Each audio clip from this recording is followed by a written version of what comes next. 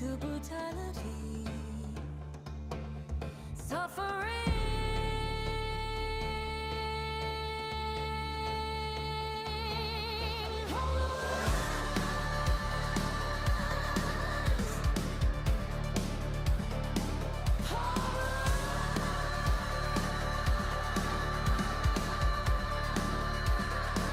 Heads off for beds.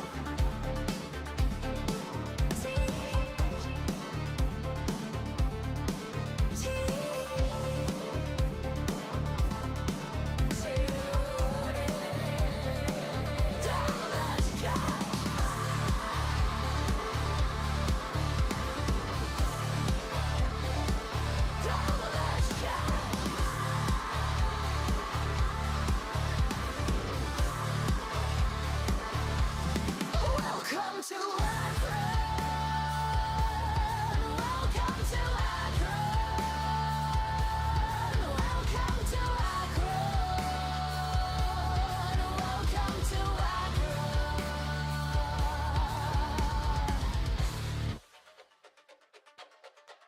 Death, brutality,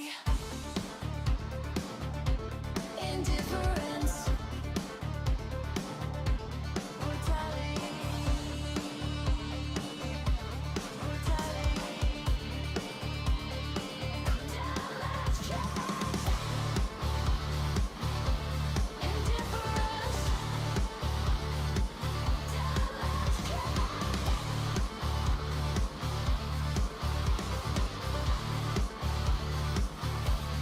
Welcome to Akron. Welcome to Akron. Welcome to Akron.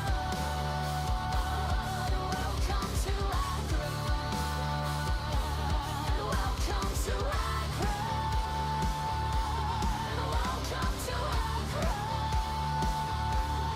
Welcome to Akron. Welcome to Akron. Welcome to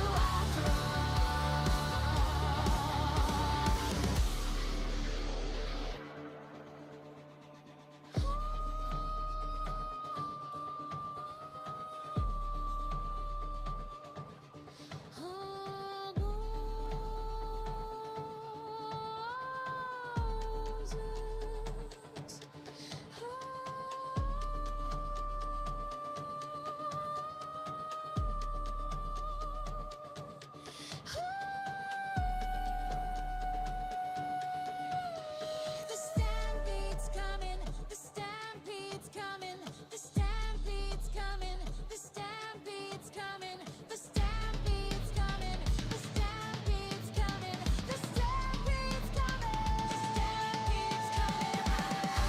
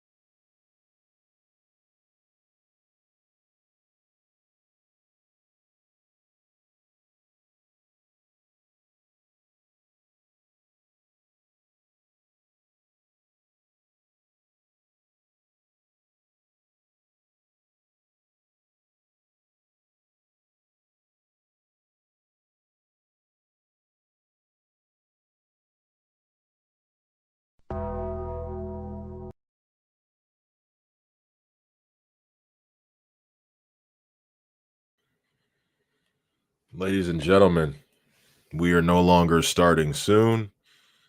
The time is now without biting off John Cena. Welcome to the Humble Roses podcast. I'm your host, Dallas Cash. Surprisingly, I didn't think we ran into a little bit of a brick wall here.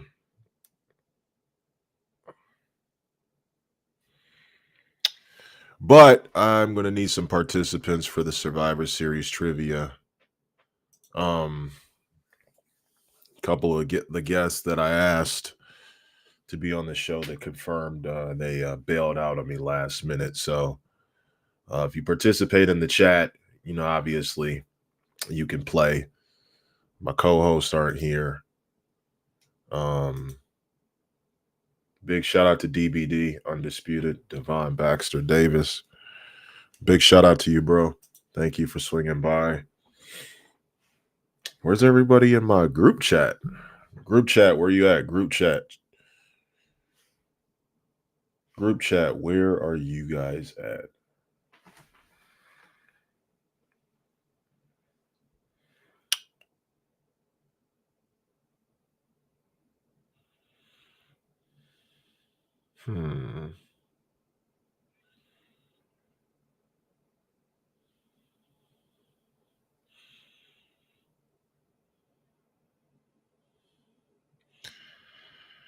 Yeah, there's some weirdo people here. Whoa.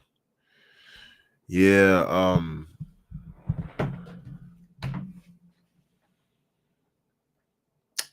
damn, it's barren, it's dead in here. So that's okay. We'll give it a little bit, but hope you guys liked the new theme. That was like technically my theme if I ever start wrestling. If you want to hear it again, replay the show. I don't want to play it again while we're on here because we're trying to correlate some business, and things are kind of getting off to a rocky start. But that's okay. That's part of what makes me, and that's what makes the Humble Roses podcast something that you do want to get involved in and be part of. Because now we're at the tipping point. Definitely at the tipping point. Let me see. Okay, all right. We're here. I can't see what's the over under on Twitter. Man, I feel some kind of way. Who do we got here? Wait, somebody just go ahead and follow that person back. So yeah, we have Survivor Series trivia. Kind of sucks that we don't have our guests here, so I'm kind of just like out in the open right now. If anybody's in the chat and can hear me, give me any type of notification you can. And yeah, no, we just trying to make this the best we can. Things are getting a little testy. Things are getting a little testy. Well, with that being said, Monday Night Raw, for the most part, was interesting to watch because it was, hey, my favorite girl from Alabama, Ricardisha Rudolph. How are you doing? Devon, I'm glad you can hear me. Hey, share the live so we can get some people in here. Normally the chat is full of people, but I see kind of like people know I go live at the same time. Nothing changes, but I understand because logically speaking, if we have some things going on and you guys want to be part of it, every episode is different. So you guys help make this show successful. The more you tell people about it, the more you put it out there. And I feel like I'm talking so much. It's kind of whack of a start for me because I feel left out. Yeah, hopefully.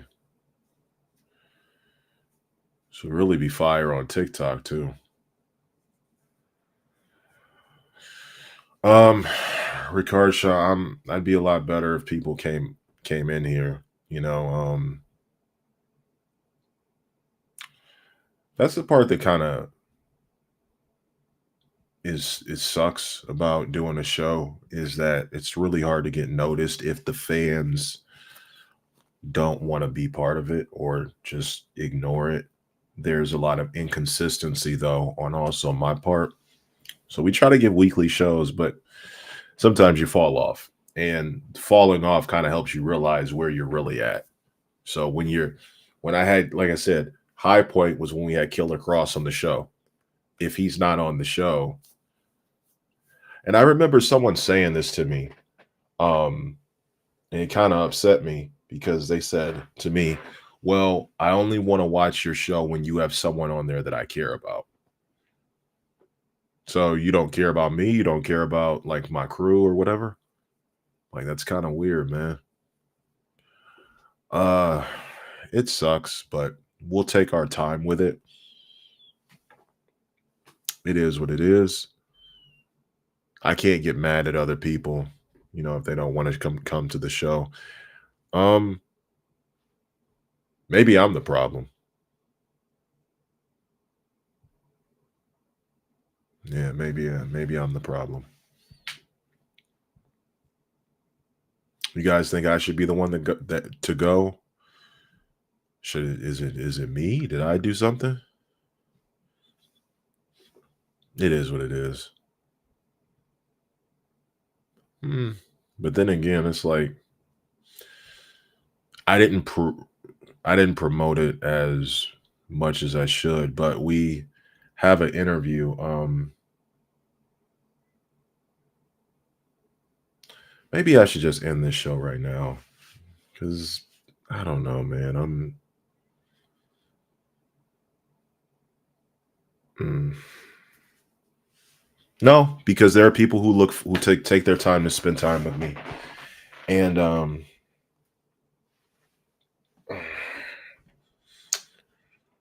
hey Kiara, hey Vanessa. Well, we can put the chat right here. What did I miss? Why do you think you're the problem? I don't know. People don't want to come to the show anymore. I asked like 7 people if they would be on the show, and all 7 confirmed at the last minute.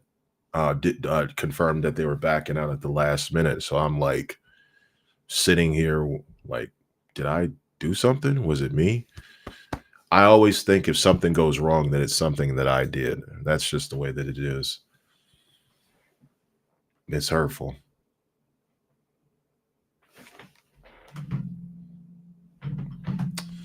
Yeah. So we can still do trivia if you guys want to. Um, damn, I feel alone. I really feel alone.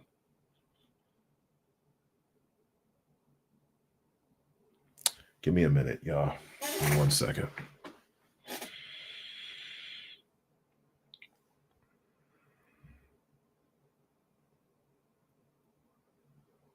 All right.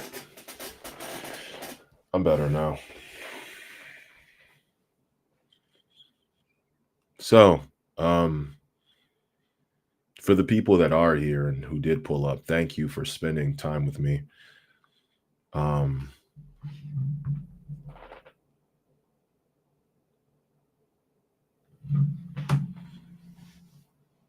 hmm, this sucks, but I still got a show to do. Um, so do Vanessa, you had a situation. We're not going to talk about you. You're great. No, the Angel, Kev, I know you guys are all busy. It's just the people that I reached out to.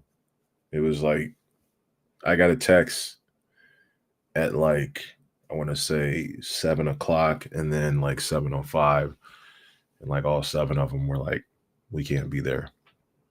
But I see that the person who said that he wasn't going to be here, he's currently live on TikTok with somebody else, and that's kind of upsetting because somebody who I thought was really close with me, just because I've been there for it. It don't matter. Who cares? Nobody cares. Work harder. The show has to have it has to have a reason people watch it. And unless I don't have people y'all want to see on the show, nobody's gonna watch it. So it is what it is. As a whole, I go to everybody else's show. But I know who's really here for me. So you know what? Screw it. What am I complaining about? There's nothing to be upset about. I am alive. Everyone's okay. I got your text. If there was more people, I would definitely do it, but I don't know. But again, this is part of I don't know. I just don't get it. I do giveaways. I take care of people. I reach out and open up the show, and I don't know. Maybe I just, maybe I really don't have a likable personality. Maybe I'm just not likable. Damn. All right.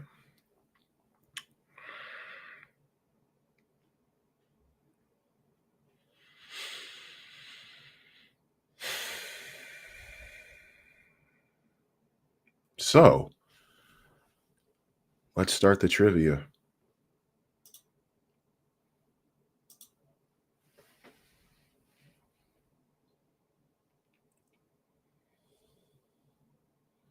Question 1.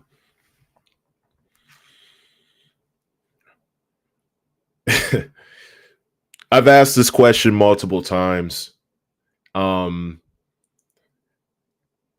And it's gonna make a lot of people mad because there's a lot of people who get mad because I asked this question. And some people don't know the answer. But this is part of history. So, first question is, where was the first Survivor Series held? You don't have to say the city, but you can say the state if you'd like. I'll go for state. And here's a hint. I've asked this numerous times during trivia. This location means something to me. I wasn't there when it happened. This was 2 years before I was born. So whatever you come up with, if you could just give me the city or state. City is great. State, whatever state you closest one wins. We got a lot of questions. I have 100 questions, but we're probably not going to get through 100. So make sure you type your answer. Dude, stop the negative self-talk. You're great. Well, I wish it reflected, because sometimes I don't feel great at all. That's okay though. I'll recover. Like I said, I was feeling down, but I just picked myself right back up.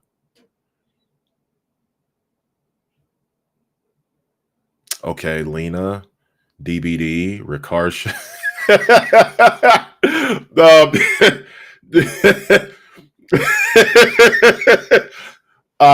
I don't care if y'all looked it up or asked Chat GPT. You can do whatever makes you happy. Okay, so everybody except, unfortunately, my administrator and my business partner Kiara got it right. So the correct answer is Ohio, and it was, Lena, in Richfield Township, Ohio. It was where the Cleveland Cavaliers used to play before the Gund Arena was constructed. So correct answer is Ohio. You didn't have to say Richfield, but Richfield is about 10, 15 minutes from where I stay right now. So there's that. I mean, how would you know we are Googling? Number one, not one of y'all know where Richfield Township is. I know y'all Googled that shit. Okay. I know y'all did. It's okay. That's what it's about. It's trivia. You do whatever you want. I don't care. As long as you're participating, I don't care how you do it. Question number two: Sting, Kurt Angle, The Shield, The Rock, and The Undertaker all have what in common?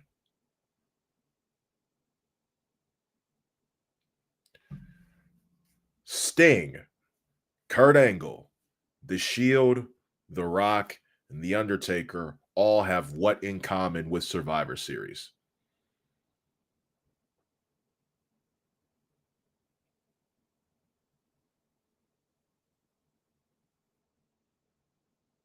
And then there's a add-on question later on to go there.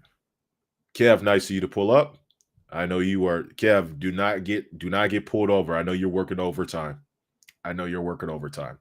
So would love to have you here, but I know how busy you are. So like I said, my crew is all busy. Looks like the majority of you guys got it right. That is absolutely correct. They all debuted at Survivor Series. Okay. There is a woman who overcame a 4-1 deficit for Team Raw to win in the Survivor Series elimination match. Who is she?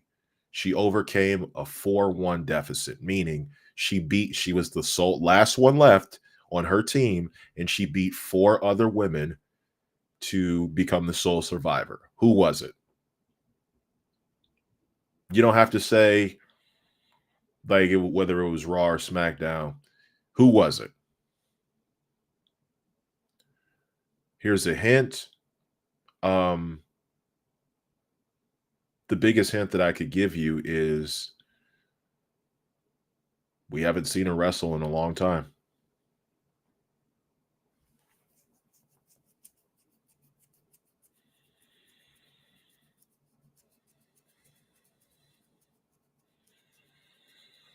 Now, wait a minute. Let me make sure, because I'm pretty sure.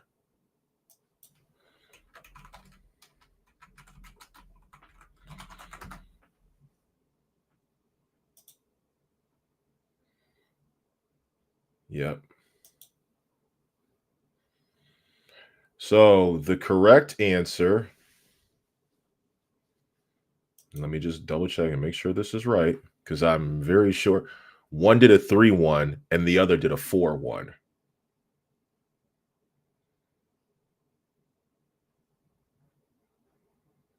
Yeah. So so the correct answer is Bianca Belair. Bianca overcame a 4-1 deficit.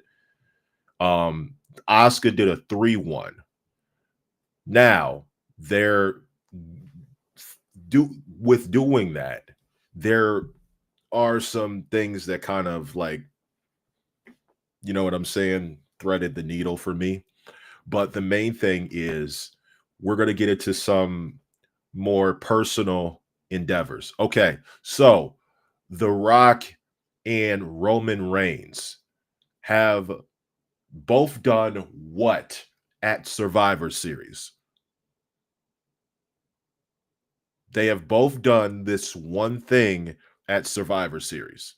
And side note, I think it's only been done twice at Survivor Series. So one was done in 1998, the other one was done in 2015. What was it?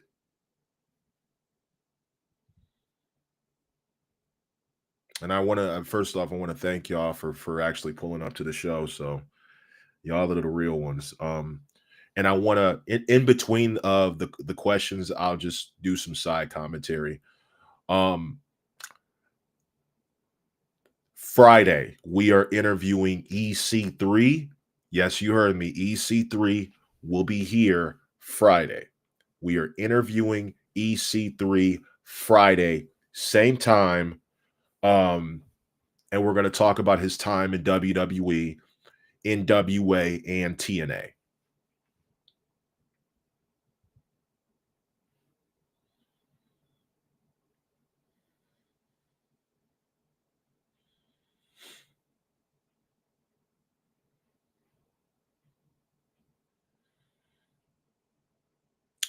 All right, so it looks like everybody's kind of on the same page. So both Roman Reigns and The Rock won a tournament to win the respective championship that year, the WWE championship. So both The Rock and Roman Reigns have won a tournament that resulted in them getting a championship. All right, you guys ready for a difficult question? What is the ironic line that Vince McMahon said about Bret Hart and Stone Cold Steve Austin in their 1996 match that eventually led to the Montreal Screwjob? The closest one, you know what I'm saying?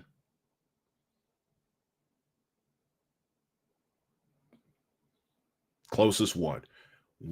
I'll repeat the question. What was the ironic line that Vince McMahon said in the match between Bret Hart and Stone Cold Steve Austin that eventually led to the Montreal Screwjob? And it's okay if you guys don't know. Like, it's like some of these questions are kind of meant to stump you.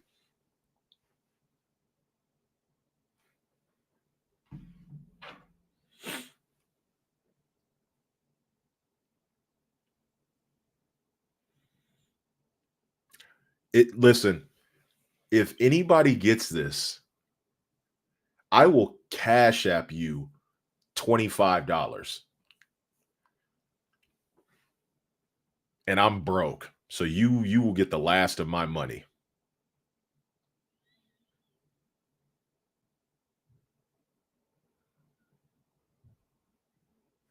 Anybody.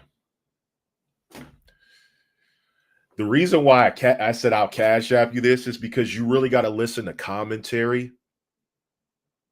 Because sometimes Vince McMahon is like the king of irony.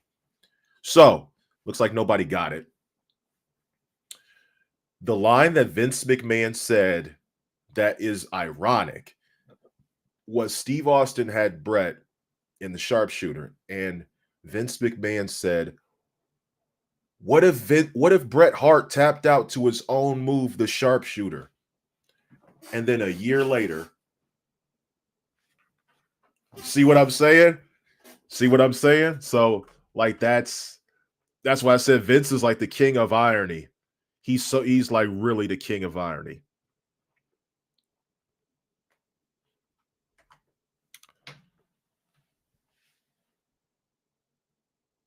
So for the people who were like, how would you know something like that? I'm Dallas. Come on now. You know I know all the weird stuff. So next question. This one's going to be a good one. I've asked this question before. Name me the only wrestler that's been sole survivor 3 years in a row. He was either the sole survivor or on the sole surviving team. But name me the wrestler. And I believe he got the pin all 3 times. Like here's a hint, Kev. Here's a hint. The second time that he did it, it was in Cleveland.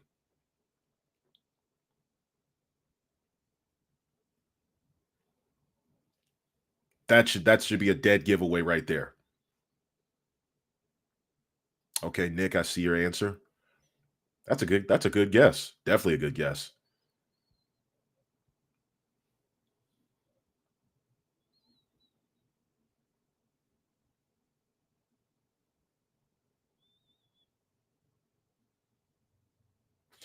Here's another thing. It would have happened in 2006, but DX put a stop to that.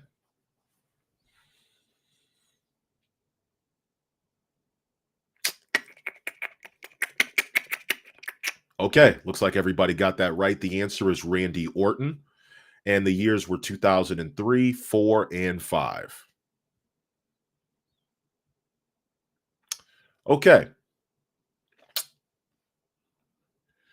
let's go on to another question. So, when we talk about like matches that have happened that just were like ridiculous.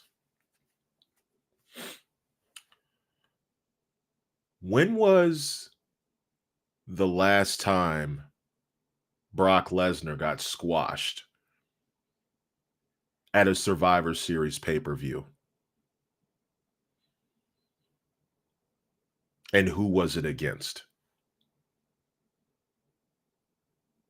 No, I'm just realizing who the answer is. Wait a minute. Hold on. I'm gonna have to cue. I don't. The funny thing about this is like I don't think the like when I loaded up the video, I don't think it loaded all the way, and it was like a 2-second video. So it was like the last time Brock Lesnar was squashed at a Survivor Series pay-per-view, and who was it against?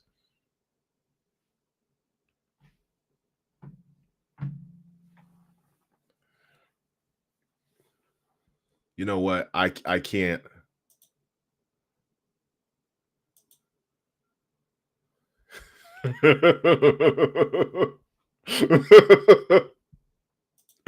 Oh my gosh. I cannot. I'm sorry. I can't. Y'all want me to do it, don't y'all? Y'all want me to do it. I got to do it. Let me tell you something about Bill Goldberg.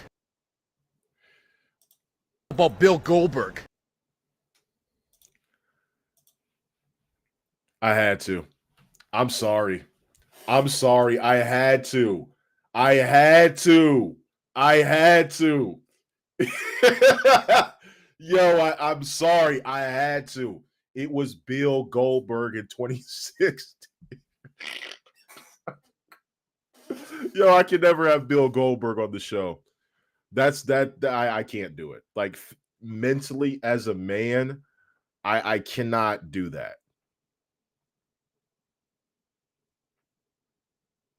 So, let me ask you another question. Um. Hmm. Oh, this is a good question. I forgot that. Yo, Shawn Michaels was once eliminated with Sweet Chin Music by who?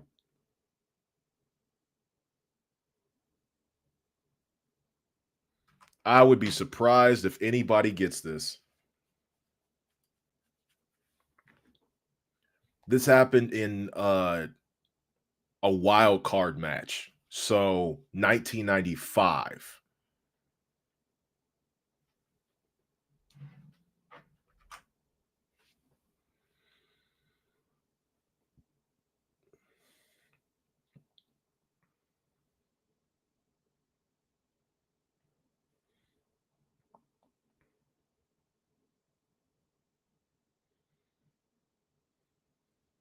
Come on, give it to me.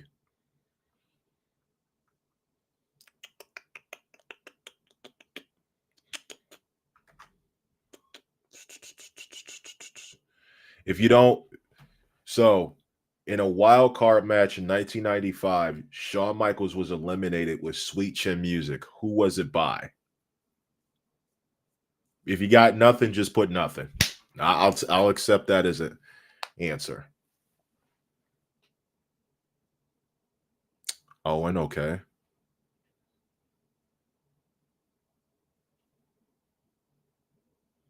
Diesel.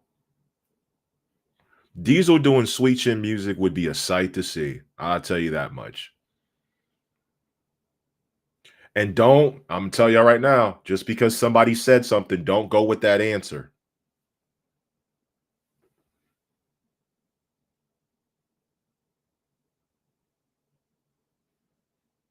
So remember, I said it was a wild card match.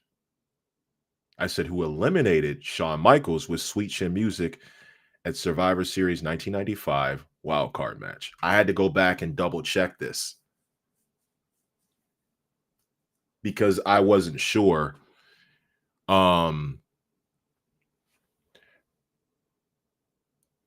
Wrestle Faith.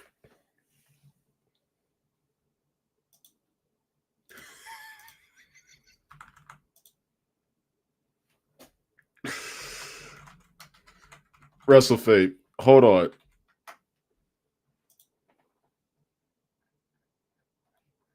She said The Undertaker. So this is according to, I pulled this question from a trivia generator, but it says, and I could be wrong. This could be but they were on the same team. However,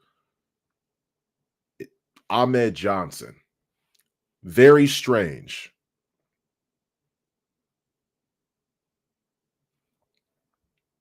Very strange. But I do believe that did happen because Diesel was no, Lena, Diesel ended up wrestling Bret Hart that night too. Diesel ended up wrestling Bret Hart that night. Anyway, let's move on to the next one. Give me the location for 1996 Survivor Series. Give me the location for 1996 Survivor Series.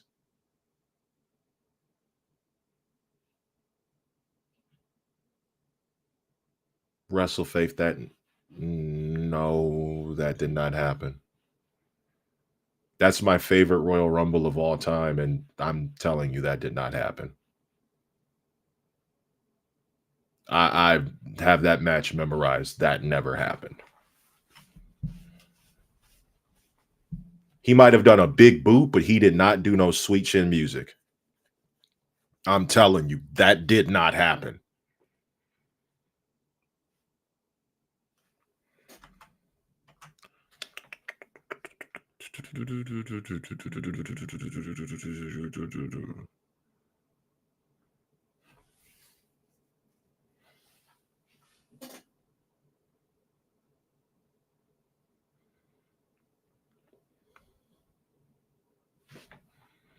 Hmm.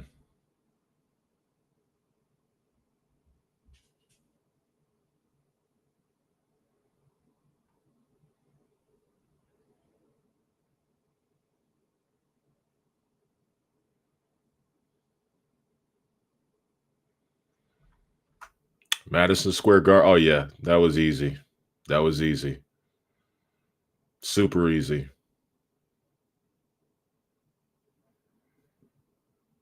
So let me ask you guys this.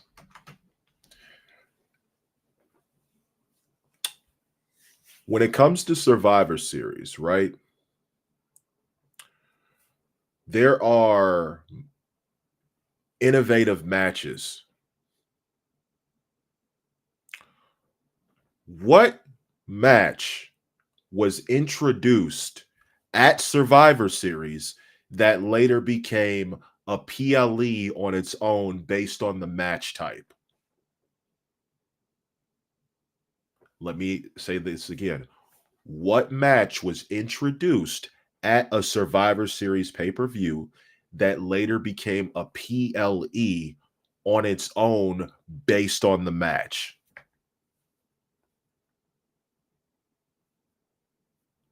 It's not hard.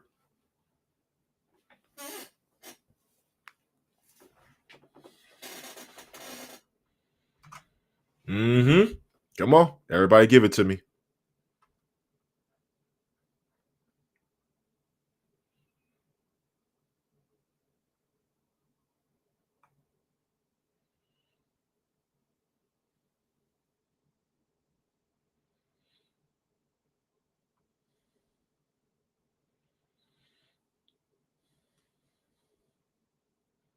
Mm-hmm. Mm-hmm.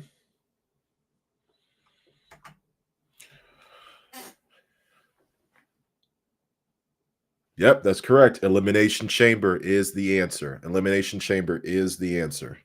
Absolutely. Absolutely, absolutely, absolutely. Thank you. Thank you.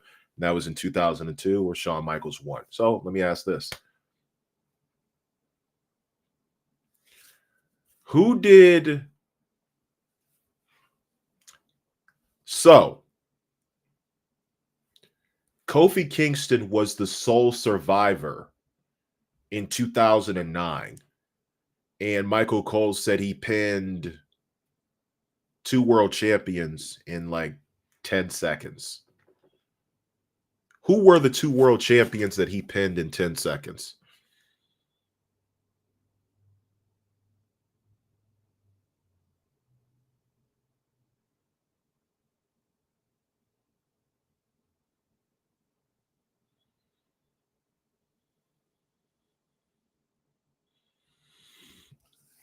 Kofi Kingston was the sole survivor in 2009, Washington, D.C. It said he had pinned 2 world champions in like 10 seconds. Who were the 2 world champions that he pinned?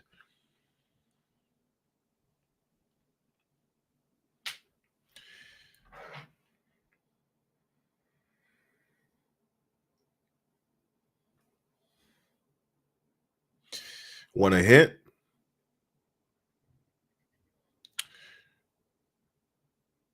Kofi also won a tag team championship with this guy.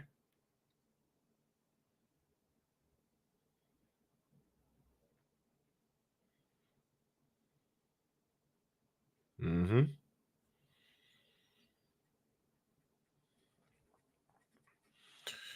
Russell Faye for Carshaw CI answers.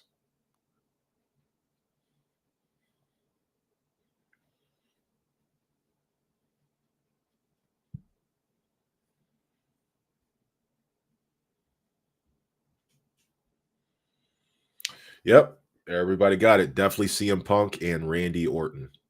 Speaking of Randy Orton, he was famously in a match that pretty much was a clean sweep. In this match, Shawn Michaels super kicked someone from ECW, pinned him as soon as the match started, and went and asked Triple H who the hell that guy was. Who was the guy that Shawn Michaels super kicked? And I want to say this was Survivor Series 2007.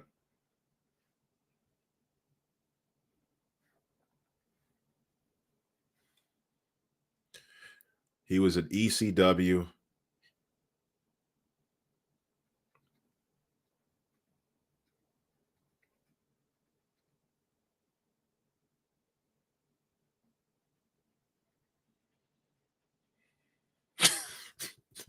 Yeah, DBD. I remember that too. I ain't gonna lie, that shit was funny. I don't care. I do not care. That was funny as hell. I laughed so hard.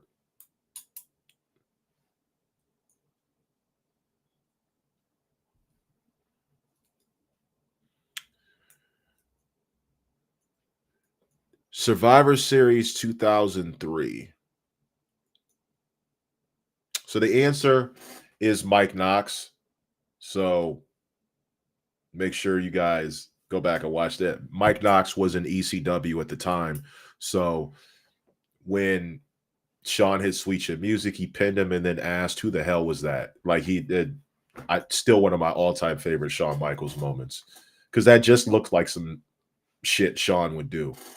All right. So Triple H, I believe, had his trach. Well, there goes that answer.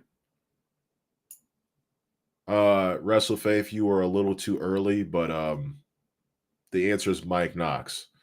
But no, the funny thing is I was about to ask, Triple H had his trachea injured in the Elimination Chamber match, and who was the person that injured his trachea?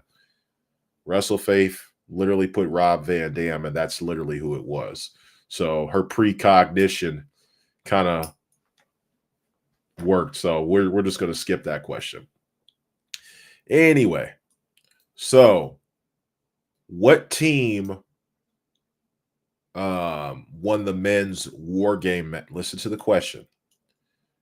Who took the pin in the men's war games match in the year 2021 on the main roster?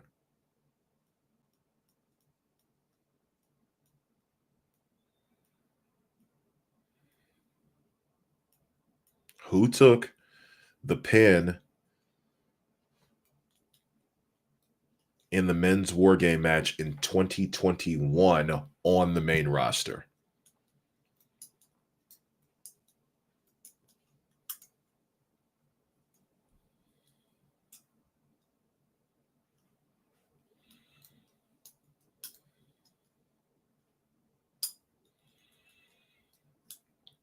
At Survivor Series 2021, who took the pin in the men's war games match? Who was the final person to be pinned? Listen to the year 2021.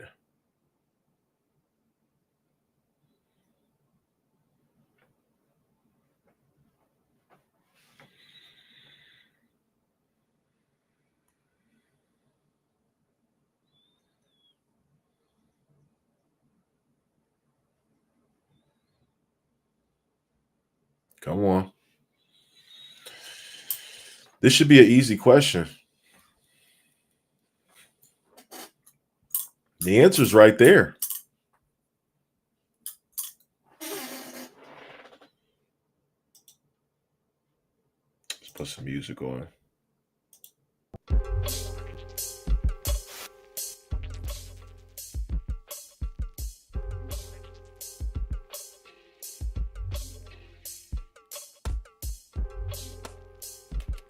I didn't say NXT. I said the main roster.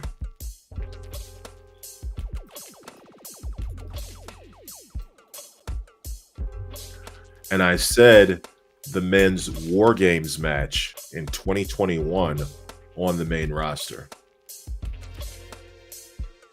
Okay, Rikarsha.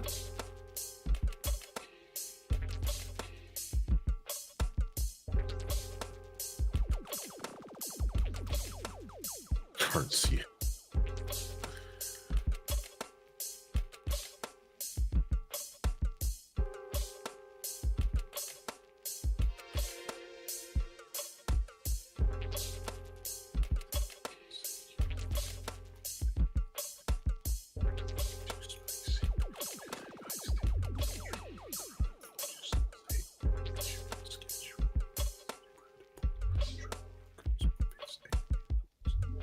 So, I could tell some people are stumped.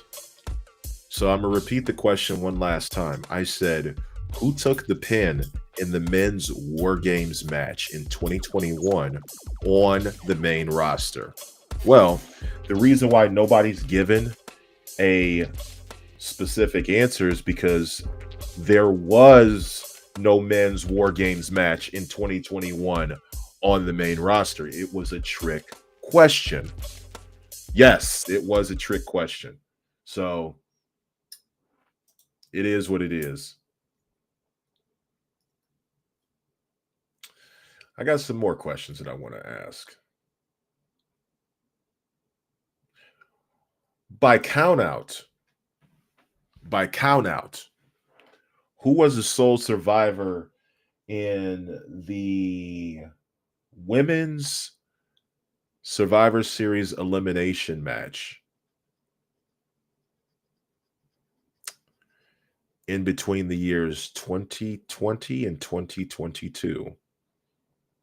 There was a Survivor Series elimination match in between the years 2020 and 2022. And there was a person who won and was the sole survivor by count out. Who was that person?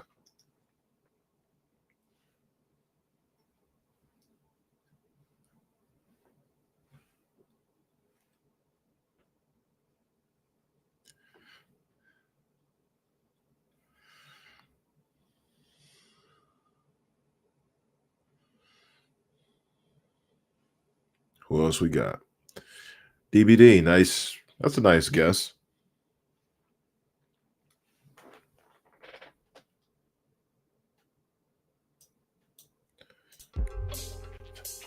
Can you see her fly by night? Can you hear me, Lady Shiva?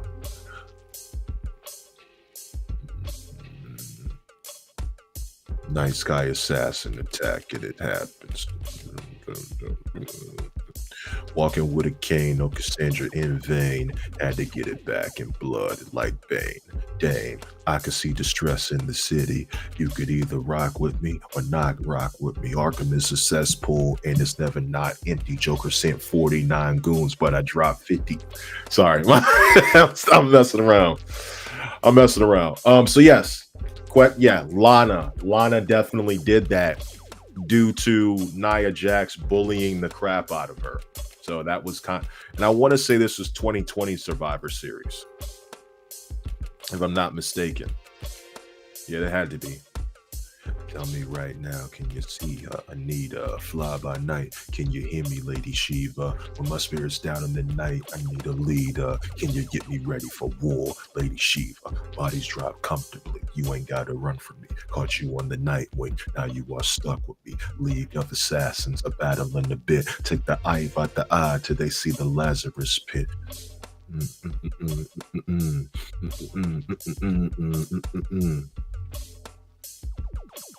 This is funny because this is actually a beat that I've rapped on before. I just don't remember the lyrics at all.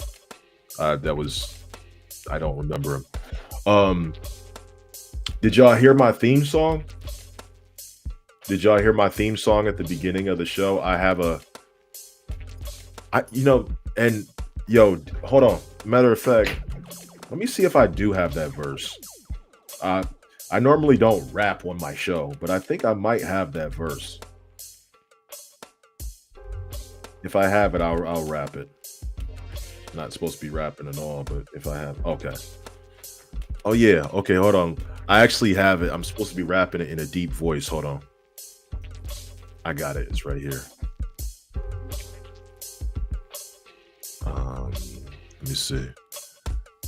Night sky assassins attack, and it happens. Bodies hit the concrete when I'm in action. Walking with a cane, no Cassandra in vain. Had to get it back in blood like Bane. Dame, I can see distress in the city. You can either rock with me or not rock with me. Arkham is a cesspool and it's never not empty. Joker sent 49 goons, but I dropped 50. Why you wanna fight? Anytime that I see you, are you evil? Does this motive have a sequel? Talking too spicy when you feeling feisty. Mind controlled by God, I held you so tightly. Fit you in my schedule if it seems credible. Bring trauma to goons, my fists ain't edibles. When we fight next time, I'ma get the best of you. The writing's on the wall and it ain't even legible. Tell me right now, have you seen her? Anita, fly by night. Can you see me, Lady Shiva? When my spirit's down in the night, I need a leader. Can you get me ready for war, Lady Shiva? Bodies drop comfortably. You ain't gotta run from me. Caught you on the Nightwing, now you are stuck with me. League of Assassins, a battle in the bit. Take the life out their eyes so they see the Lazarus pit. Remember when you tried to stuff yourself in the arm, said you lost the will to live and did yourself harm? It's minuscule to leave suicide, ain't the visual. I'm out with the old, in with the new 52. Hip-hop can save me, it wants to be a friend to me, a friend to an enemy. Place I'm lost physically, cause we got a child to mentor. City, not really how do we get around for a little child? Never beat you in a fair one, so help me. Poisoned me last time, I let the venom melt me. I'm gone, sprang off the hill like LeBron's mom. Every Don Juan shape-shifted like Jean-Jean's. Every man needs a woman to kill his ego, to help build him up before he steps before his people. I'm at more with my better half for a tempo, asking for help to get stronger for my mental. Tell me right now, have you seen her? Anita, fly by night. Can you hear me, Lady Shiva? When my spirit's down in the night, I need a leader. Can you get me ready for war, Lady Shiva? Like, I had this whole like Batman-esque rap or whatever. I just performed an unreleased song that I've recorded, so y'all heard it here. It's called Lady Shiva, and that's dropping next year. So anyway, my bad. Let's get back to the Survivor Series trivia. Thanks for the support in the chat. Appreciate it. Ooh. What was the last year that Survivor Series was held on Thanksgiving night? Oh, that's a good question. Oh, oh wow.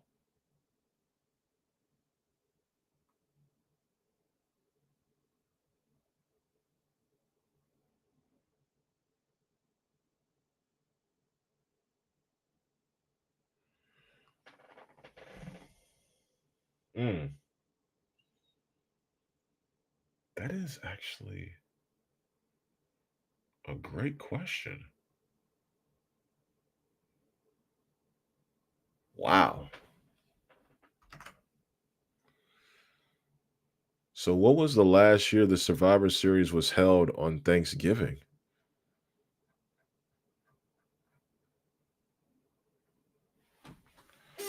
I didn't even know it was.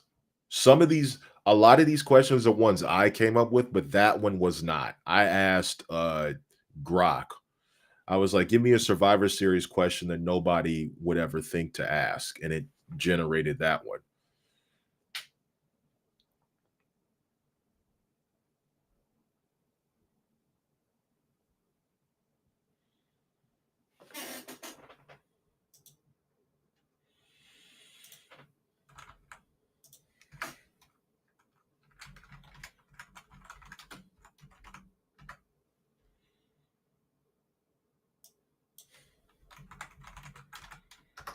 What was the last day? So it was actually 1990, not 2001. But let's um let's go to 2001 Survivor Series. So it was the invasion Team WCW versus Team WWF. Who was the person from Team WCW that turned on Stone Cold Steve Austin in order for The Rock to pin Austin for the win for Team WWF? Who was the turncoat?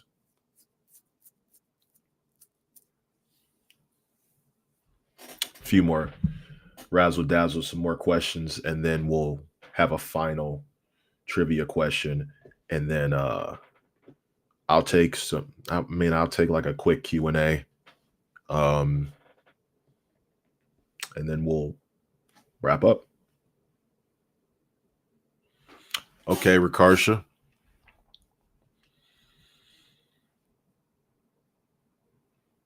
Like I said, hey, if this is your first time watching the Humble Roses podcast, make sure you go ahead and subscribe.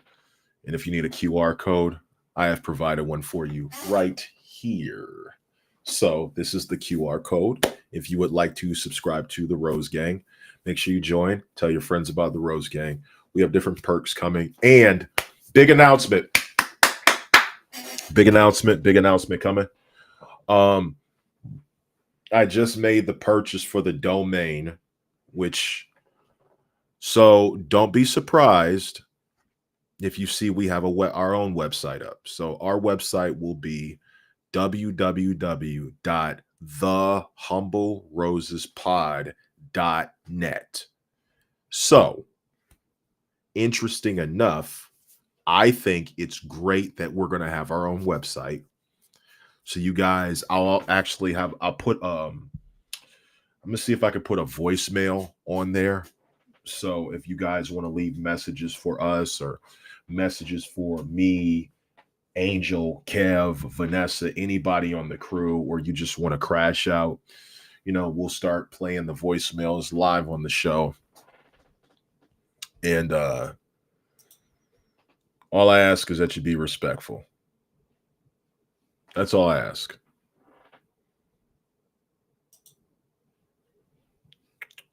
All right. So, yes, the answer is Kurt Angle. Kurt Angle did turn on Team WCW to help Team WWF win.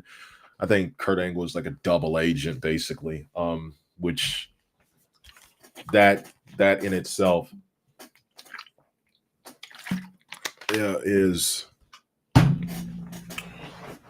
something to behold. Okay. Thank you so much. Okay. Real quick. So Stone Cold Steve Austin was ran over at Survivor Series 1999, taking his spot in the match. This person also won the WWF Championship in a triple threat against Big Show and The Rock and Triple H. Who was it?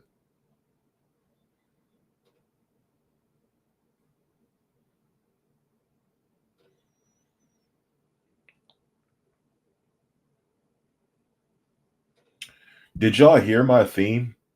Like, Kev, I know you heard it. Did y'all hear my theme earlier in the beginning or no? And yes, in my theme, the woman does say my name.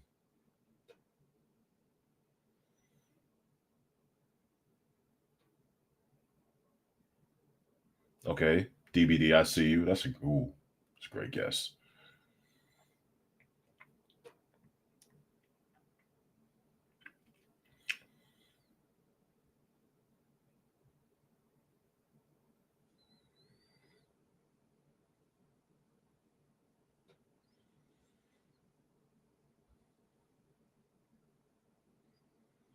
Who was the guy that replaced Stone Cold for the triple threat match between The Rock and Triple H that won the WWF Championship?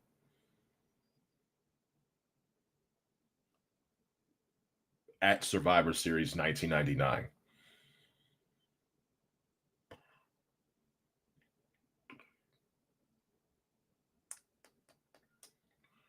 Here's a I'm not giving you a hint, but I kind of already said this person's name by accident.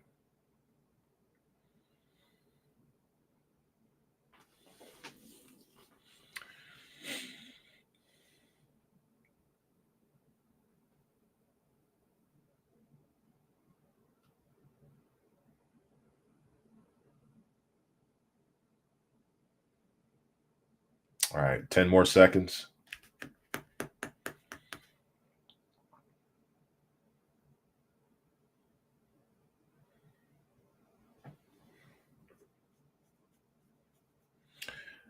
All right, so the answer is The Big Show. My dumbass said it.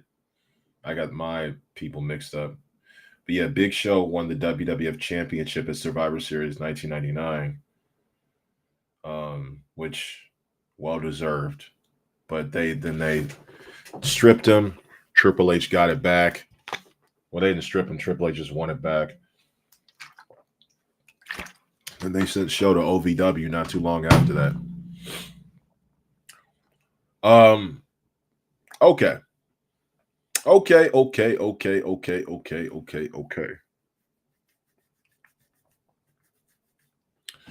Let me think of a really good one.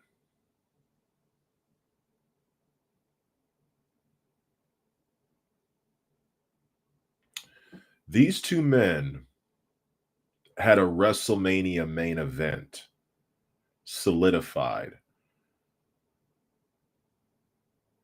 before they became tag team partners at Survivor Series. Who were the two? That's all I can really say. I can't give the year or it gives it away.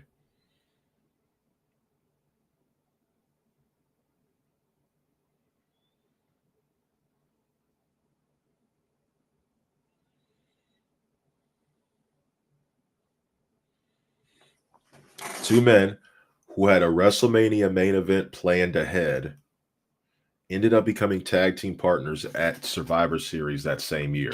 Who were they?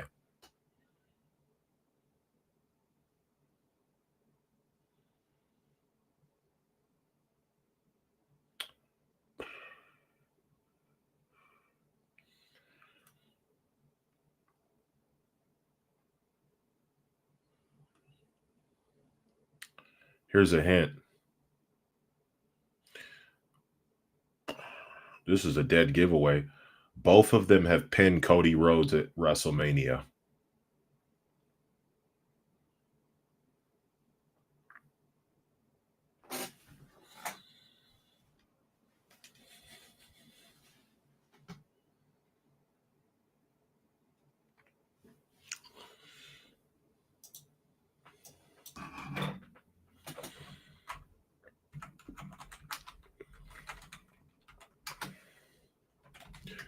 And that's the correct answer. Cena and The Rock. Never, never again.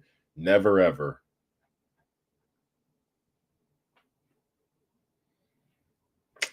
Okay, I had to double check this one because I was very sure this happened. So,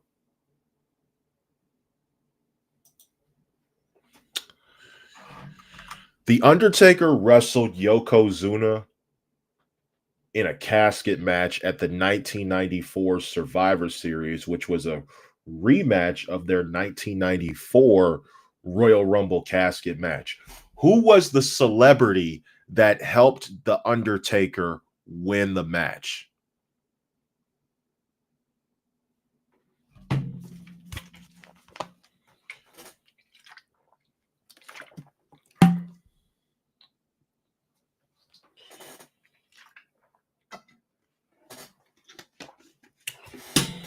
They make jokes about this guy all the time.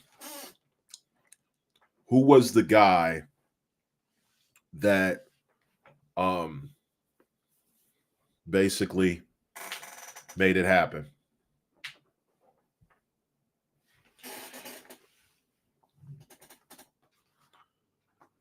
Hold on. Hey Siri, where are you? I'm here. Who was the guy that helped Undertaker win? Ooh, good one, WrestleFaith. Good question.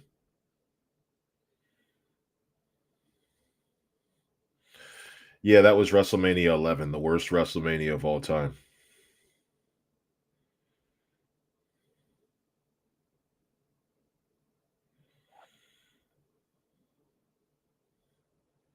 You can't name a worse WrestleMania than WrestleMania 11 because at least 9 had redeeming qualities. Not too many, but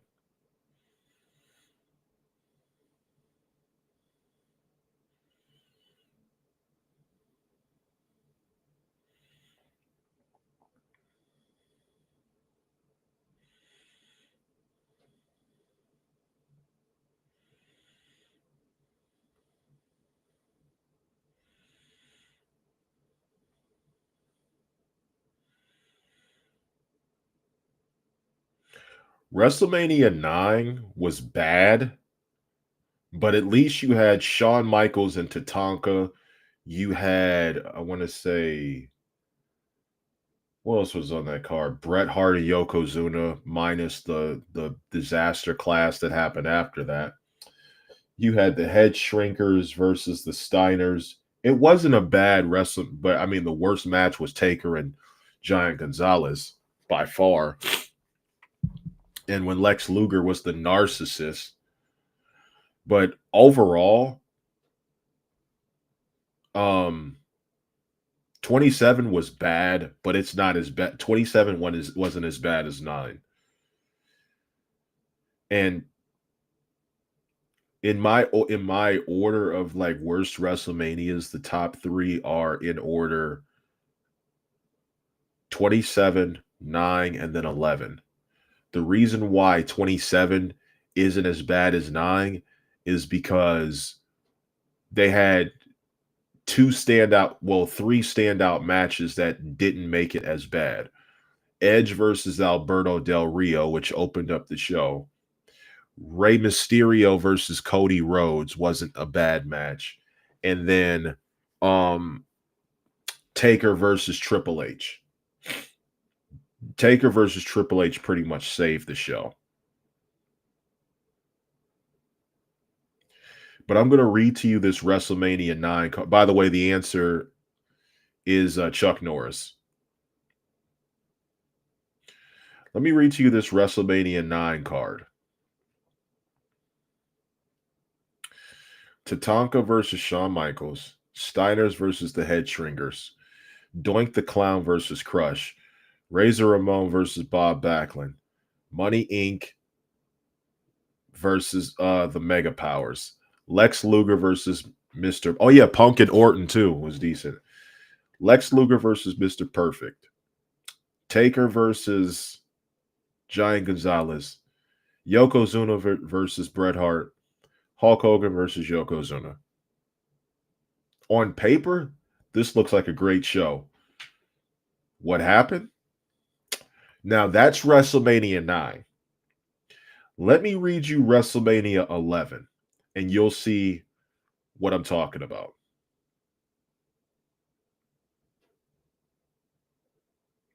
Damn, this WrestleMania is so bad, it don't even want to upload the match card for me.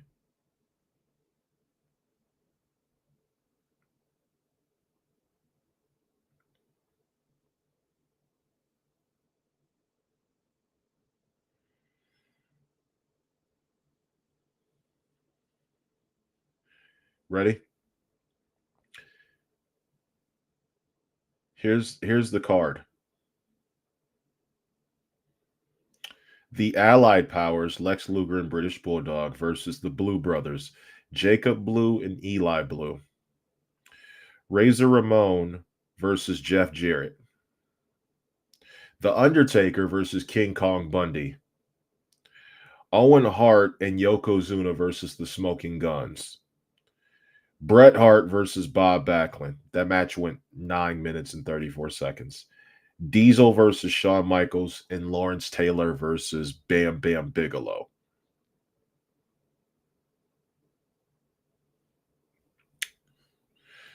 That's abysmal. On paper, solid card. What happened? A disaster class. And finally, I'll read you WrestleMania's 27th card, which Sheamus versus Daniel Bryan. A 23-man battle royal, which was won by the Great Khali. Edge versus Alberto Del Rio. Cody versus Rey Mysterio. Big Show, Kane, Kofi Kingston, and Santino Marella defeats the Core. Orton versus Punk. Michael Cole versus Jerry Lawler.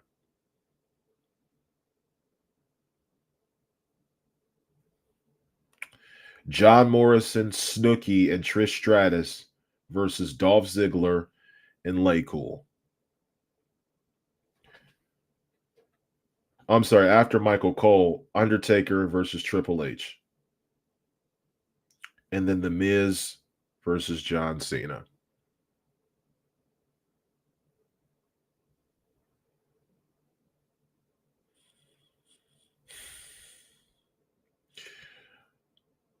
Yeah, Sheamus was in 2 dark matches back to back.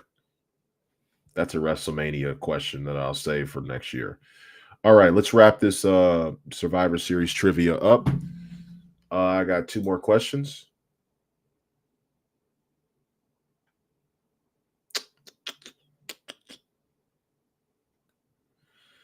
Let me see. Let me give you a good one.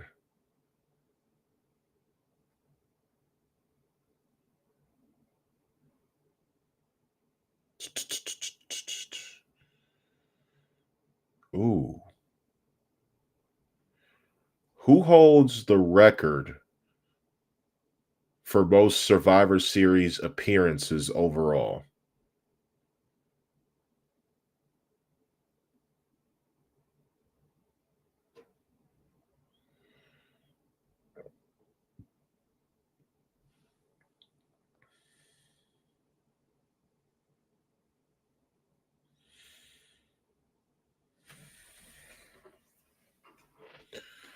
So who holds the record for most Survivor Series appearances?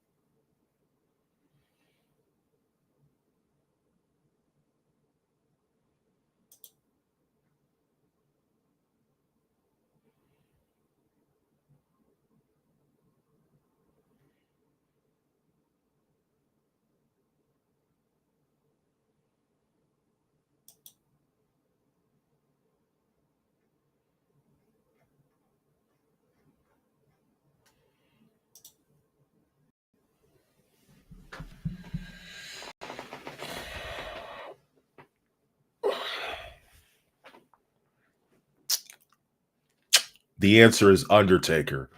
And Faith, Undertaker has 18 appearances. He has 18 appearances. So, yeah, there's that. Final Survivor Series question. And I want to end it off with a really good one. I got to think of a really good one.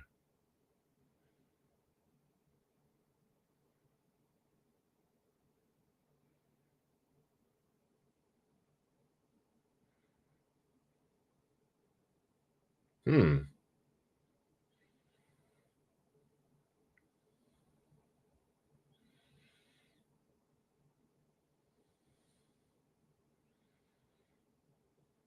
Let me ask a good one.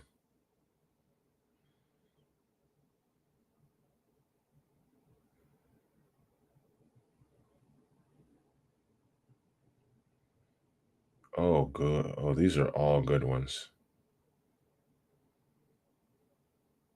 Oh, these are all good ones.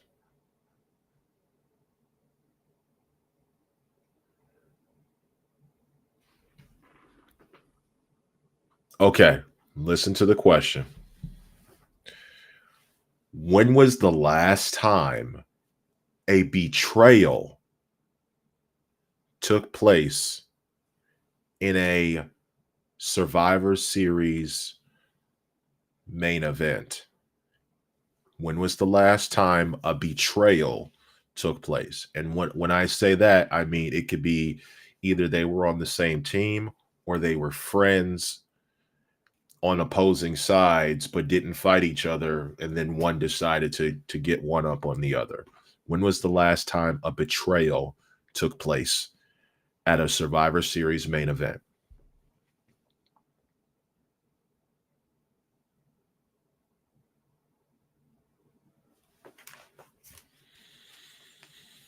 I'm surprised WrestleFaith didn't answer this one first. She should know the answer to this one instantly.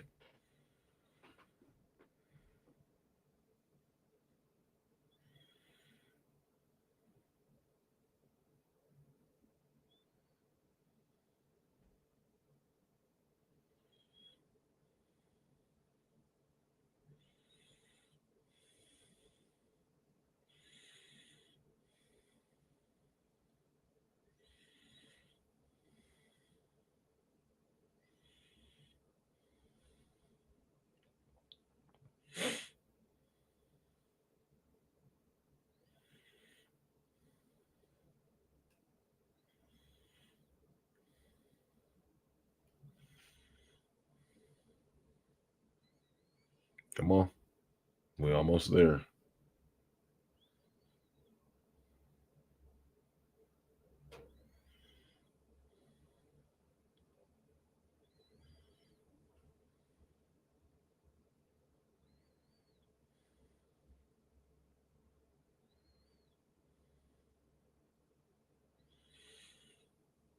Almost there.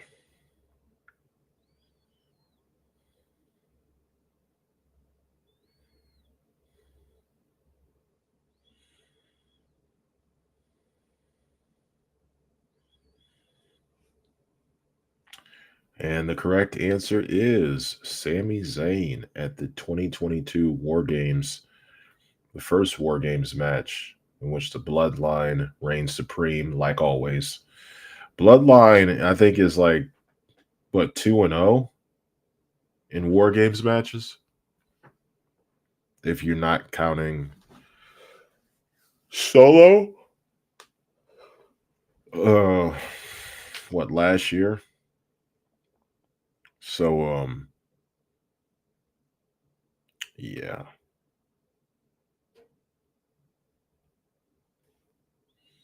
Hell yeah. So I want to thank you guys for stopping by.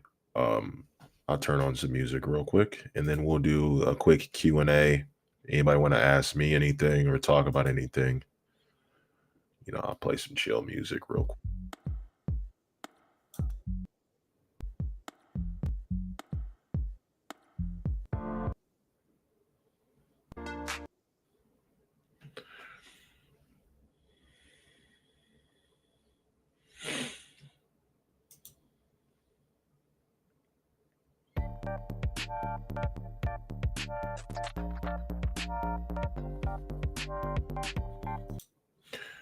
To answer Russell Fave's question, she says, "How is that a betrayal to KO when Sammy was clearly with the bloodline?" Because if you remember during the story, Sammy had to prove his loyalty, and he did not really engage with KO all like that because KO could have put him out of his misery, and he didn't do it. So when he low blowed KO and offered KO as a sacrifice to Jey Uso, that was clearly a betrayal.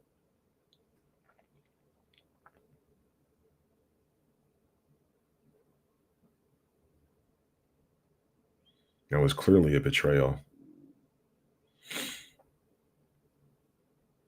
Texting my wife to see how she's doing. Mimi J, how you doing?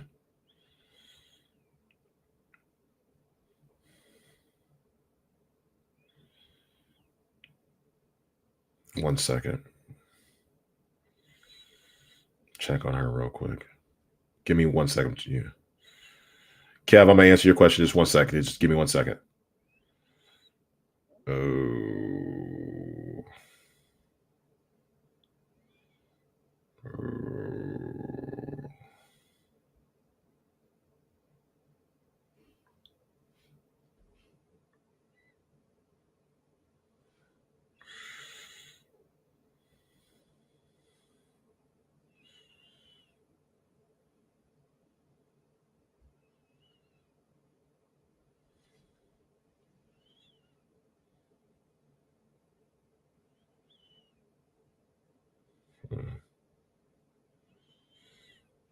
Okay, what was Kev? Let me see what your question was.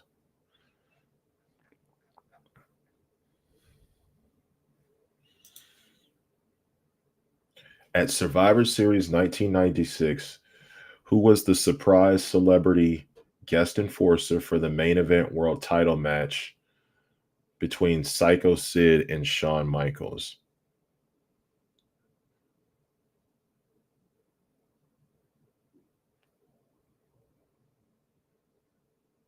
What?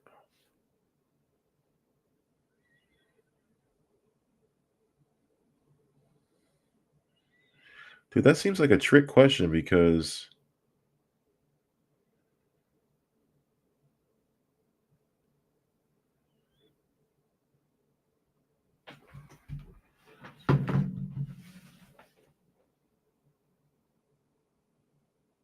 it couldn't have been anybody because I don't remember a guest enforcer. All I remember was Jose Lothario was Jose Canseco. What? I don't remember Jose Canseco. Now that I think about it. Ah, that's a really good one. That's a really good one. Let me. Oh! My gosh, DVD had a question. Great question, Kev. By the way, give me your top 3 Survivor Series and/or War Games matches of all time. Ooh. Okay, so. So.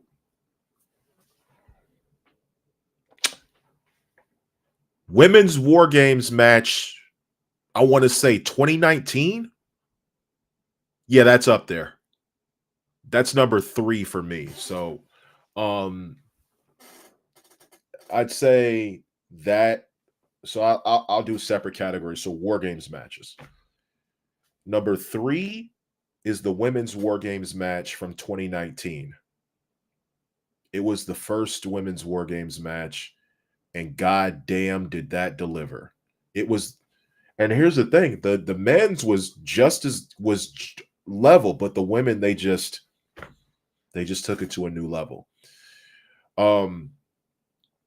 Second favorite, number 2 for the War Games matches. Ooh.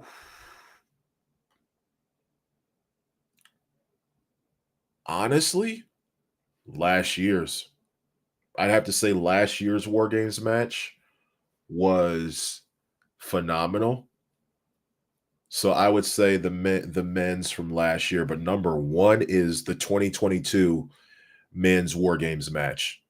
That had story, that had element.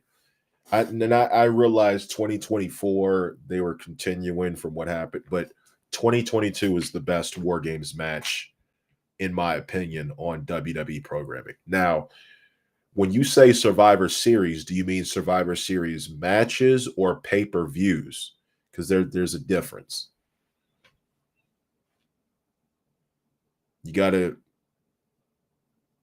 be specific.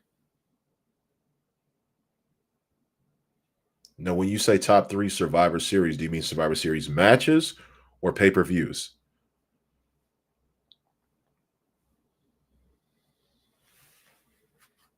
Hey, hey, babe, how you doing? Where the Chiquitas at? They're not here. They're busy.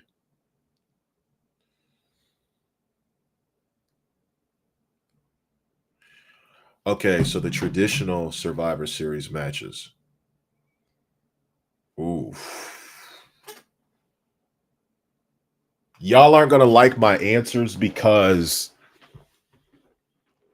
damn, this is tough because there's so many good ones. So I got to go off of overall match quality.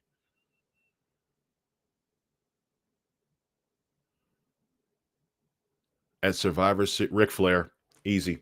So sorry, Kev. You know I'm the Undertaker guy. So Ric Flair, easy. Ric Flair slid a chair to the ring, and Hogan swore to God that that Taker dropped him on his head and he was safe. Taker took care of him like he always took care of everyone else. The only person he didn't take care of was Coco Beware. That's the tombstone Hogan swore he took. Survivor Series elimination matches. So, okay, so give me Survivor Series 2016 when SmackDown, Team SmackDown won, and that was when Randy Orton and Bray Wyatt were the sole survivors. Number 2. Oh, shit.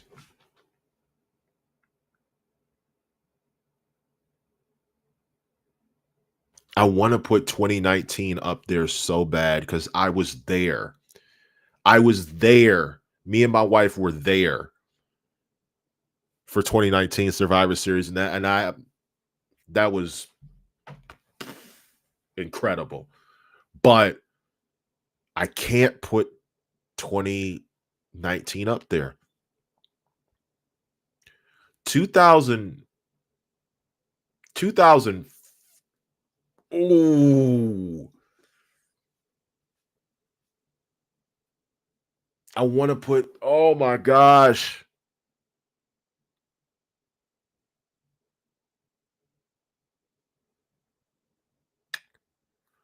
Dog, people are going to look at me crazy for this.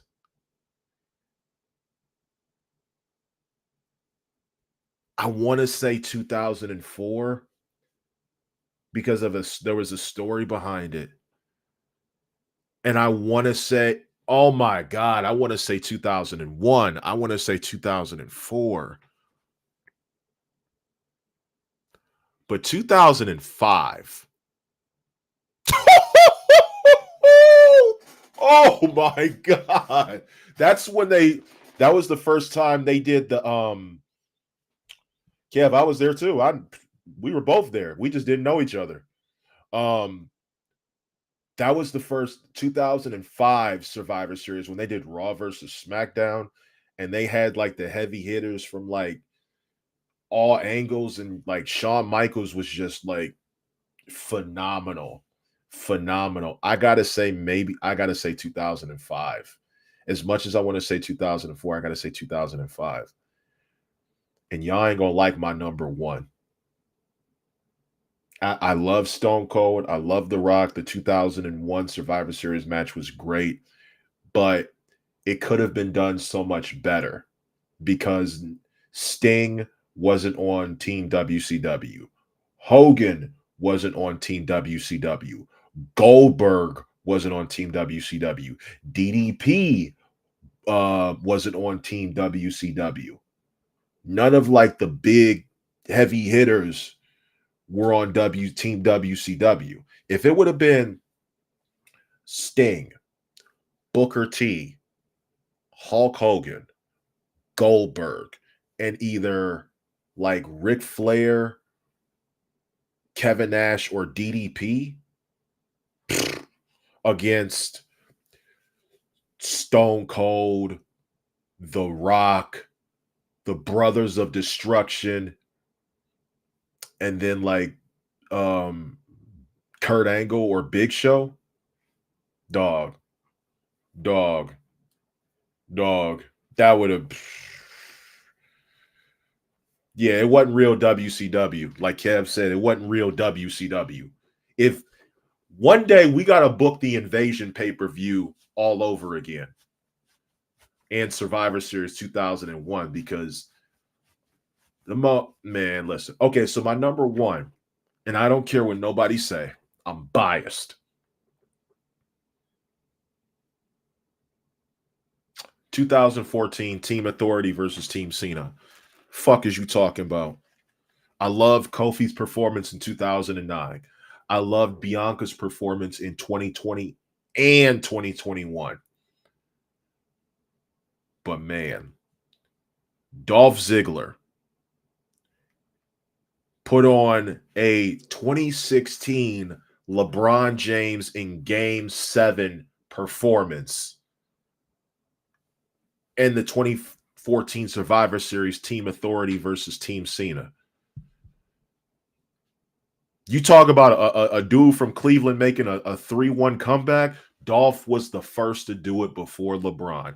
And I don't care. I don't care.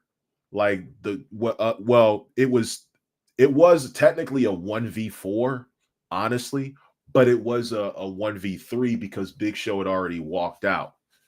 So when he eliminated, I want to say, did he eliminate?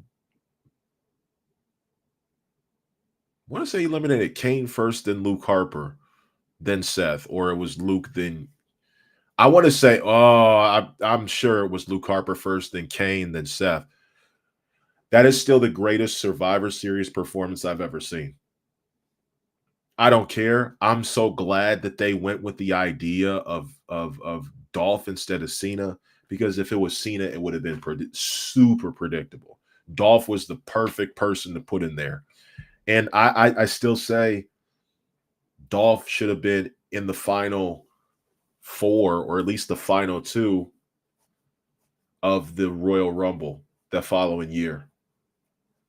Just my 2 cents. Dolph should have won a Rumble or an Elimination Chamber. He was that's how good he was.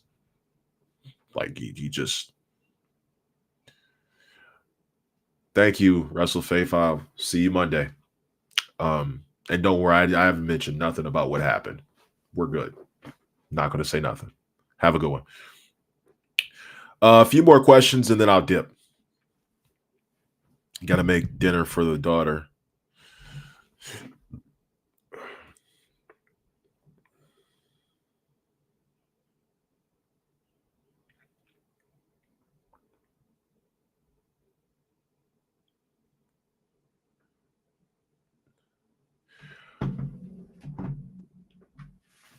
This is a great question from Lena. She said, which surprise at Survivor Series do you think will have the biggest ripple effect on WWE storylines in the next few months?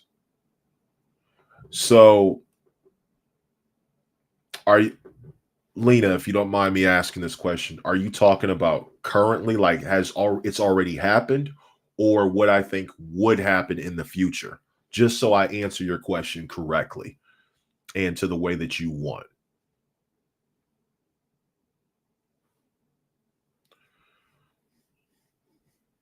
Because if you're talking about right now, there's only one answer. There's only one answer. In the last 20 years,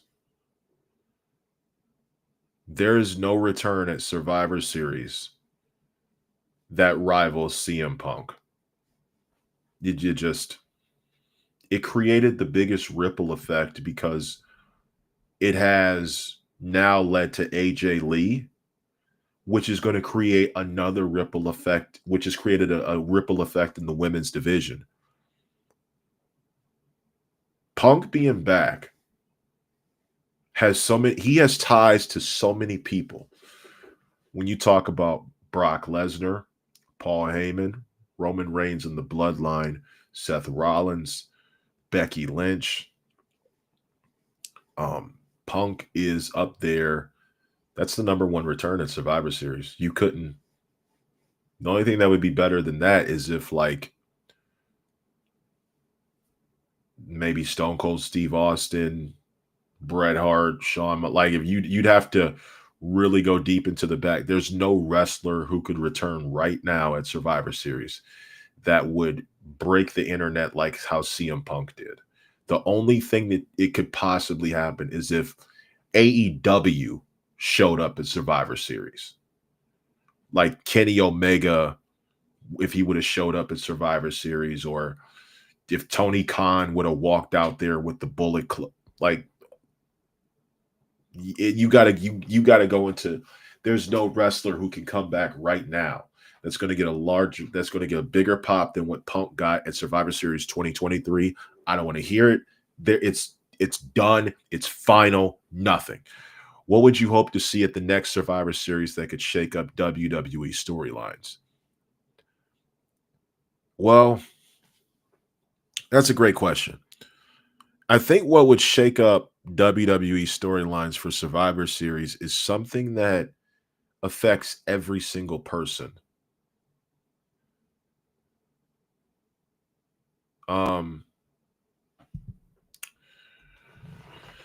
When you talk about things that affect every single person, right? Like the only thing that I can think of that would be equally close is if The Rock came back as an authoritative figure and he went head to head with Triple H. Like if The Rock was running SmackDown and Triple H was running Raw, you could build up a year-long feud where The Rock gives opportunities to his guys, not just the Samoans.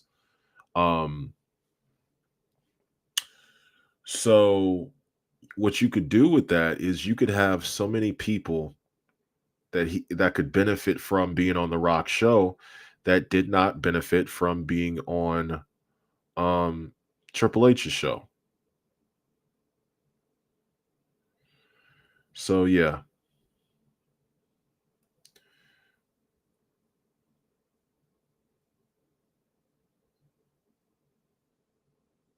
So yeah, that's what I think.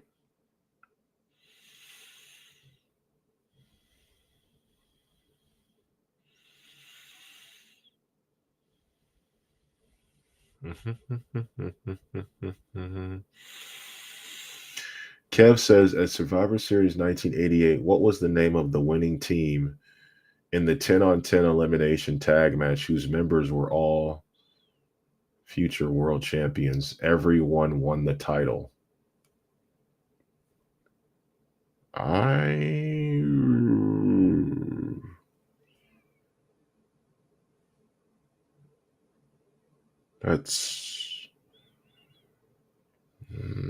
not looking. Wait, what?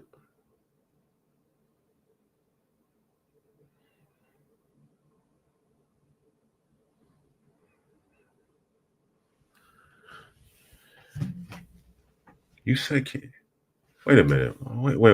Let me put this question up. At Survivor Series 1988, what was the name? No, because wait a minute. Hold on. No, no, no, no, no, no, no, no, no, no, no.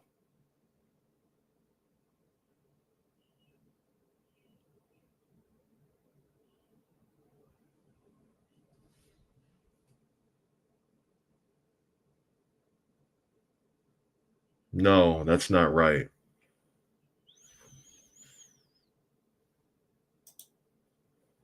Said the mega powers. No, no, no, no. That's not right. That can't be right because hold on. No, no, that's not right because 1988, the 10 on 10 match was hold on. Oh my gosh, who was in that match? It was the Warlord. First of all, the Warlord was in that match, and he didn't win no damn world title. The Barbarian, so that was the Powers of Pain.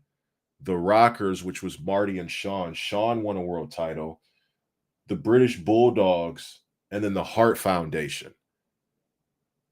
They were the winning team because that was the only 10 on 10 match. Because then they beat Demolition and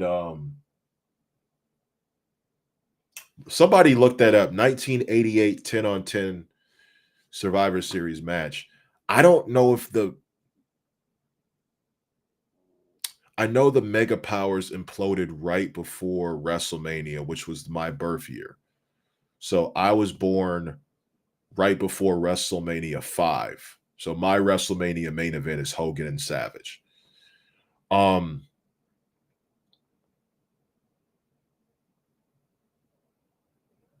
Somebody looked that up because I'm very sure. I'm not saying Kev is wrong, but because I remember watching that match and I don't remember. Wait, what? Let me take a look because now you got me curious. Got me curious. Who the hell? Let me see. Survivor Series 1988. Let me see. Wait a minute. Hold on. Oh, maybe I'm wrong. Wait, but that doesn't make sense.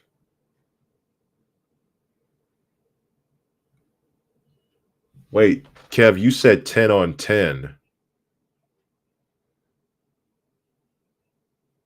Yeah, this says 10 on 10.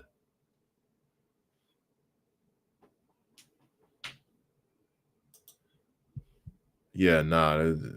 I that happened at 88, but it wasn't a 10 on 10. It was just a traditional 5 on 5. Couple more questions.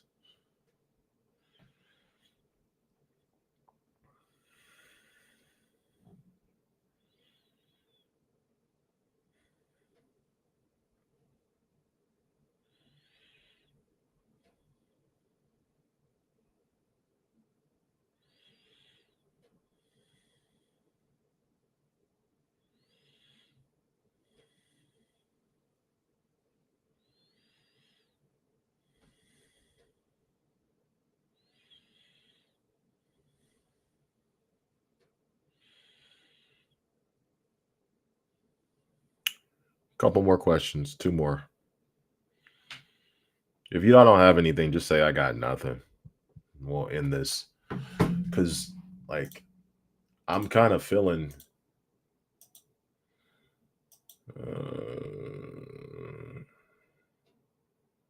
Oof, oof, oof, oof.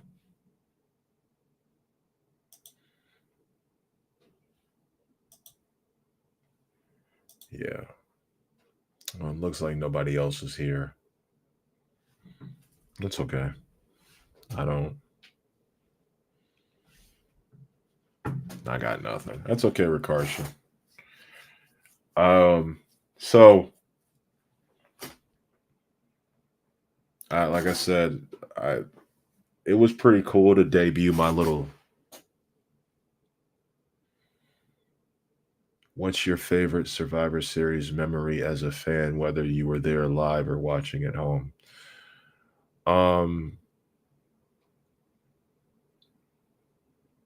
Survivor Series 2019. I'll tell you why. So 2019, that was in Chicago. So that was at the All-State Arena. And obviously CM Punk chants broke out during the show because they thought CM Punk was returning because he was previously on Fox. So they thought Punk would make an appearance at the All-State Arena, which he should have. But me and my wife went up there.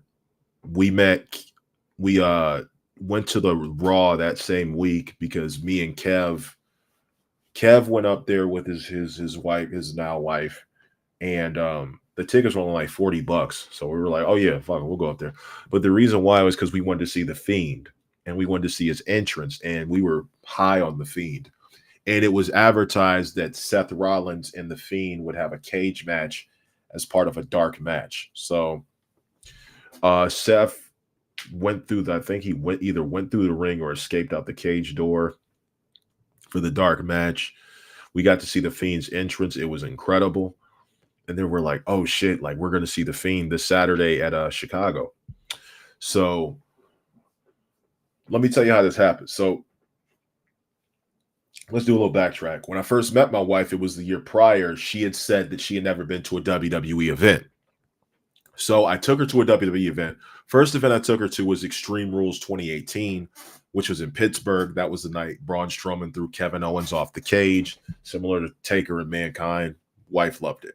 Then she told me her favorite wrestler was The Undertaker, which my favorite too. That's kind of cool. So she said she always wanted to see The Undertaker's entrance, and I had heard reports of Taker being at SmackDown 1000. So I took the day off. We went to SmackDown 1000. I bought the tickets for Extreme Rules, SmackDown 1000, and then Survivor Series, because I was like, I got to take you to the big four: Rumble, WrestleMania, Survivor Series, and SummerSlam. Not in that order, but whatever. So up to speed, we go to SmackDown 1000. Taker walks out, and my wife said, I don't care if he comes out and says like 3 words and leaves. I just want to see the entrance. We saw the entrance. We got it on the. And the funny thing about it is my wife does this thing. Actually, you know what? No, because it sounds like I'm making fun of her. But she does this thing where I know when she's interested, and I won't tell you what it is, but she knows what I'm talking about. She was like, she lost her shit when Taker came out. And then when he was standing in the ring, I'm like, God damn, is he tall? Like, it was whatever. So Kev, the week of Survivor Series, he was like, yo, look at this. And what it was a meet and greet for The Undertaker. And I'm like, ooh.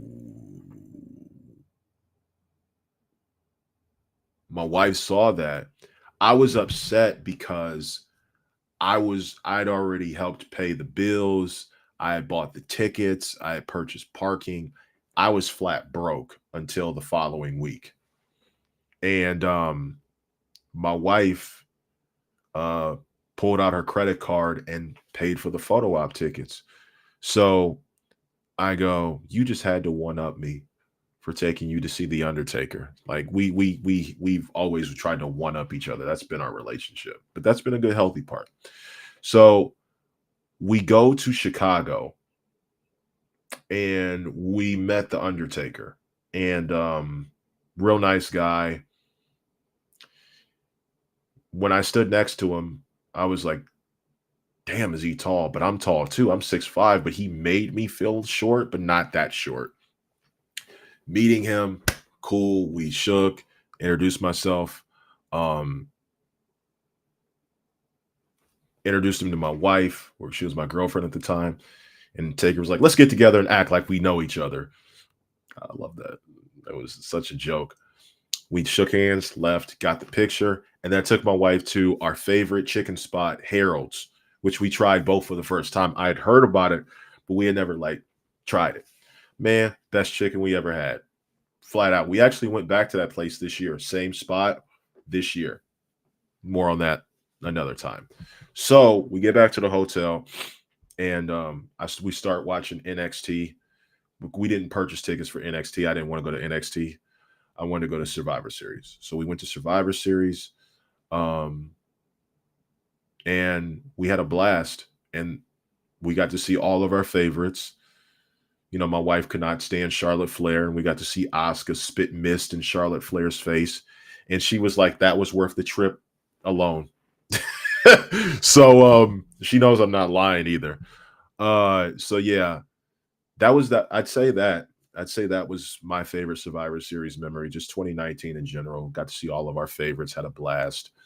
We left during the main event because we wanted to get on the road and get home quickly because it was getting late. Last question, also from Lena. If you had to pick 4 wrestlers to be on your personal Survivor Series dream team, any era, who are you taking and who's the captain? Well, first off, the captain's me. Okay. So who am I taking as my top 4 for a Survivor Series team? Any era. Okay, so give me Ruthless Aggression Undertaker. Okay, give me Ruthless Aggression Undertaker. That's my first pick.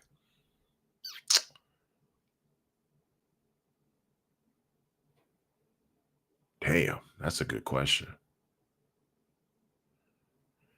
Give me Brock Lesnar. Any version except the 2004 version. Give me Brock Lesnar. I need 2 more people.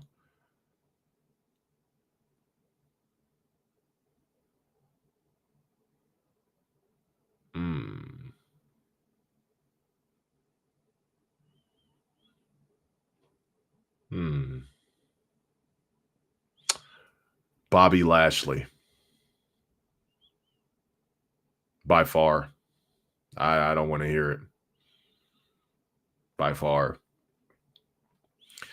And my last person, normally in this situation, I would pick Batista. But I'm actually going to pick somebody who would be the heart and soul of our team. Give me 1997 Sting. Because that's good. That's going to be a squad to beat. So my team would be The Undertaker, Brock Lesnar, Bobby Lashley, and Sting. Now, if I'm picking women, this one's very, very difficult. But I boiled it down to I'm trying to win the match. I'm not trying to look good. I'm trying to win the match. So this is who I got for the women. Bianca Belair,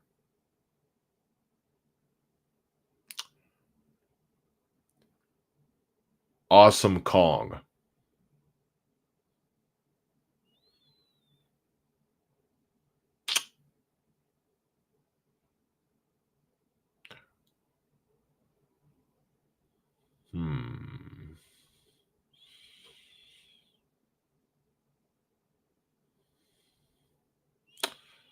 Rhea Ripley.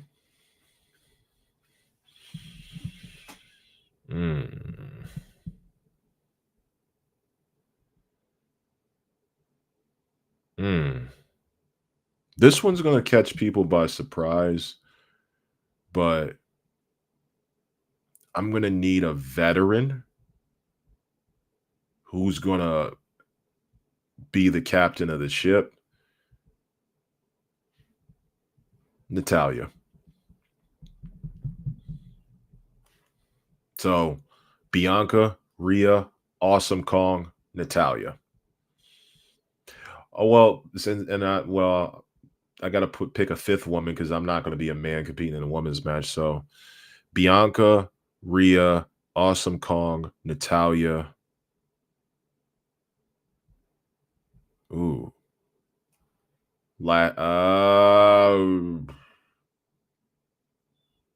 Lash Legend. Lash Legend. So those are my picks. So give me Bianca Belair, Rhea Ripley, Lash Legend, Awesome Kong, and Natalya. Out the door. Out the door. Beat that 5. Actually, you know what?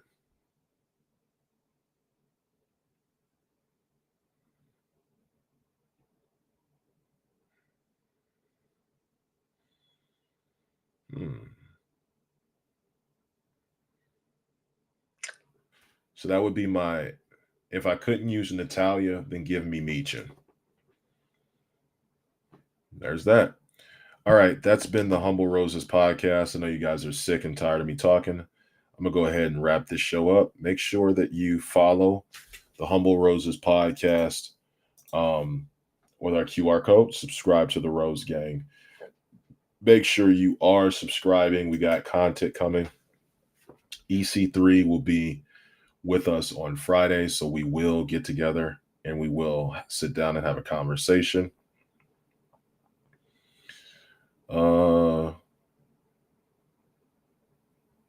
Ew, that's disgusting.